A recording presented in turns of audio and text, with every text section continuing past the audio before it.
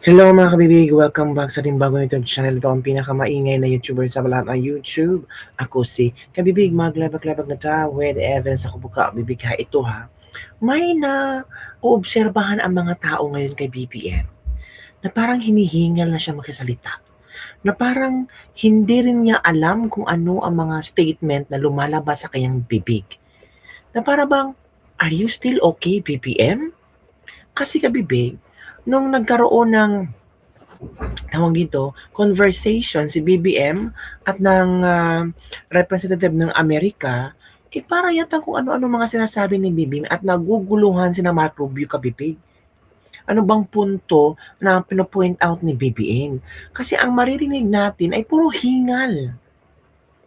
Bakit kaya hinihingal si BBM? Ang tanong ng iba, kasi hindi minemorize ni BBM ang mga sasabihin niya, kaya naguguluhan ang utak niya, at the same time makakaapekto sa kanyang hininga.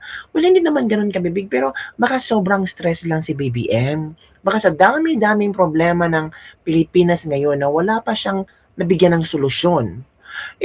Baka sobrang stress niya, hindi na niya alam kung ano ang uunahin niya. Lalo na sa Jensen, grabe yung pagbaha. At sa buong Pilipinas yata may mga umuulan na. Umuulan, binabaha, at naklarong-laro na ang mga flood control projects na talagang walang nagawa at malapit na ang SONA. Sabi nga ni Claire Castro na ang magsusulat daw ng SONA ni BBM ay si BBM. Ang tanong, ano bang achievement ni BBM? Napakulong niya si Marcoleta? Napakulong niya si Estrada? Ano pa? Napakulong niya si Bong Revilla? Ano pa? 18 ex-Marines, flood control project, ano ba, impeachment ni BP Sara, or itong kakasuhan niya si Romualdez, yan ba ang achievement na tatawagin natin? Alam niyo kabibig, ang achievement, yung tataas ang ekonomiya ng bansa, bababa ang dolyar, tataas ang peso value, pero hindi yan ramdam pati yung gasolina, sana bumaba na, pero walang pagbaba kabibig. 'Di ba? Tapos puro na lang ayuda. Magbibigay na ng 2,000 pesos sa mga pamilyang naapektuhan sa krisis ngayon. Ano ba naman 'yan? Hanggang ayuda, hanggang band-aid na lang kabibig. Kaya hindi alam ni BBM kung ano ang sasabihin niya sa delegates ng USA. Kasi baka sobrang gulo, sa sobrang pag-iisip niya, kasi sabi ni Claire Castro si BBM ay 24/7 nagtatrabaho, 'di ba?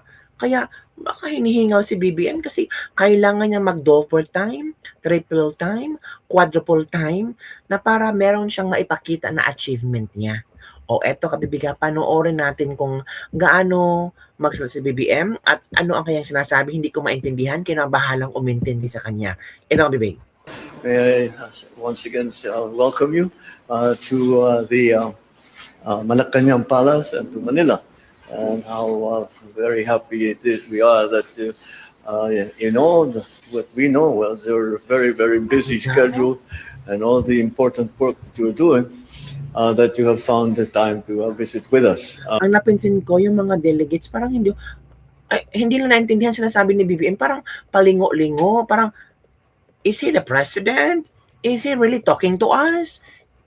Does he know kung anong pinagsasabi niya? O, tingin kami Especially as parang hindi nila alam kung ano nangyari, di ba? since the Philippines now holds the chair for ASEAN, and there really are a great many issues that really. Oo, yung dalawa parang nagtawanan, parang anong sinasabi niya? Parang gano'n kami. Naintindihan mo ba ang sinasabi? Siya ba ang presidente ng Pilipinas? Parang gano'n ba? Uy, presidente yan. Parang gano'n ba? That have to be dealt with. Di ba? Di ba? Uy, presidente pala siya. Ay, siya pala yun. And I'm glad that you have had this opportunity to at least engage and have some exchanges with the other foreign secretaries, other foreign ministers, especially coming out of ASEAN. But I'm very glad, as I mentioned to you, we watched. Parang, kung marinig mo si BBM ba, parang hinihingal siya, no? parang narinig mo yung mga parang hinihingal yata si BBM. The news, and we are surprised that you are still able to find time to visit with us. It's a great pleasure and an honor. Thank you very much for this visit. Well, thank you for welcoming me. First of all, I want to congratulate you on a great job in hosting this conference, which, in addition to being so critically important for the region, provides us the opportunity to interact with so many countries. It's also important to be here, I think, just 3 weeks into our new ambassador here, who I know is going to do a great job.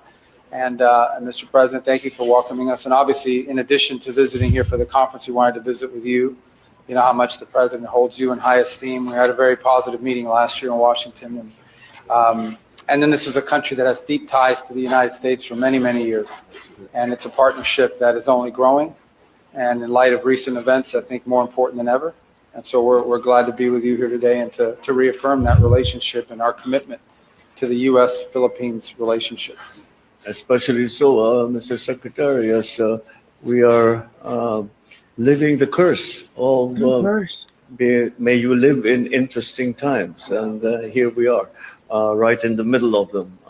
It doesn't sound like a curse, but it turns out that it is. In any case, we tried. Daming mga ni BBM. Oy, mga hindi mo hindi katulad ni Rubio, 'di ba, straight mag-English, 'di ba? Parang maintindihan mo kung ano ang pino-point out niya. Si BBM ang dami mga stopping, mga stop, mga mga to bring together ASEAN, especially actually what it already the entire process was a product of the lessons learned during the pandemic. Bakit napunta siya sa pandemic? Ano ba naman yan? Ito ang komento ng mga netizen. Yung isa parang electric fan ulo, ikot ng ikot, sabi sa kasama parts, binulungan bangag na confirm. Parang nairita na yung next ni Rubio, pinakalma lang siya leaving the course ng mga ghost. Nilalamig sa sobrang kaba, nanigas pa nga, paano mag-English. Ginamitan na naman ng alien language. Sabog na naman, kulang sa tulog. Yun ang komento naman. Ito pa. Pare, positive nga, walang sinseridad sa pinagsasabi, palutang-lutang ang pinagsasabi. Grabe, ako na nahihiya. Ano ba yan, President ba yan? Tanong nung isa na palinga-linga, sayang oras natin dito Labas mga bangag pagtanggol nyo, amo nyong sabong. Ramdam ko kahihiyan hanggang dito sa Canada. Hay nako, buti pa ang bata na intindihan. Action speaks louder than words. Sabi nung tatlo, ano ba itong kausap namin? Kaya masarap murahin si mga araw-araw. Mas naintindihan ko pa yung anak kong 1-year-old magsalita. Uy, ito ang komento ng mga netizen. Grabe naman kayo mga netizen. Ito pa. Doon yun daw. Sabi ni Hamad Bard, hindi ata paulit-ulit kulang sa karga. Iling mga bisita mo, pre, Bongbong Marcos. Lasing si Tatang, paita, ipitbay. Pati ako, di ko alam kung anong binabanggit niya. -7 lang intindihan ko. Negative. Oo nga, hindi ko na-gets kung anong pino-point out niya. Napunta siya sa pandemic, may mga course pa. Ano ba, hirap na hirap siya. Kabado. Bakit kabado si BBM? Knowing na magaling siya magsalita, di ba? Pero eventually, actually, mga yun daang na kita na mga netizen. Ikaw, Bibig, ano ang iyong reaction sa conference ni BBM? Gusto niyo ulit marinig si BBM? Sige, iparinig ko ulit sa inyo kasi baka gawin yung ringtone. Ito na.